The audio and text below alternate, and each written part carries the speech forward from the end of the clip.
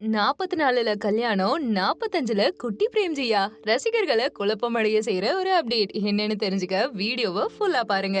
இயக்குனர் கங்கை அமரனுடைய பையனா இருந்துட்டு இசை, நடிப்பு, கலையுலகத்துல பன்முக திறமையோட பயணிச்சுட்டு வரவர் தான் பிரேம்ஜி அமரன். கடந்த சில வருஷங்களாவே தான் நடிச்ச படங்கள்ல வித்தியாசமான ஹியூமர், டயலாக் இதெல்லாம் சொல்லி மக்களை ஈர்த்துட்டு இருக்காரு.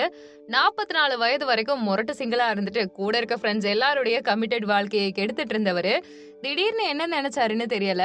கடந்த ஆண்டு ஜூன் மாதம் திருத்தணியில நெருங்கிய உறவினர்கள் முன்னிலையில கல்யாணமும் பண்ணிட்டாரு.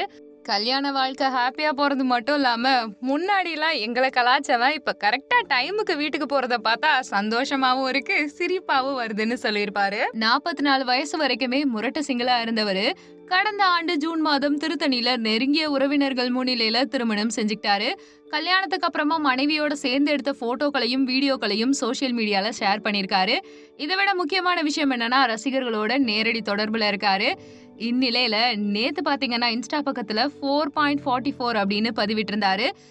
இத பார்த்த பாதி பேருக்கு புரியவே இல்ல. என்னவா இருக்கும் அப்படின்னு குழப்பத்துல இருக்கும்போது பாதி பேர் சொல்றாங்க இது குழந்தை பிறந்த டேட்டு இல்லைன்னா அந்த டைமிங்கா கூட இருக்கலாம். நல்லா யோசிச்சு பார்த்தா அவரு குழந்தை பிறக்க போகுது அப்படின்ற எந்த அப்டேட்டுமே சொல்லல. அப்படி இருக்கும்போது இது என்ன, ஒருவேளை குழந்தையா இருக்குமா இல்ல வேற ஏதாவது விசேஷமா இல்ல வளகாப்பு வைக்க போறாங்களா அப்படின்ற மாதிரி குழந்தை ஓரியன்டாவே கொண்டு போயிட்டு இருக்காங்க. முரட்டு சிங்கிளா இருந்துட்டு உடனே அப்பாவாகிறது அழகாதான் இருக்கு. பட் என்னன்னா இது உண்மையா பொய்யான்னு ரசிகர்களுக்கு தெரியவே இல்ல.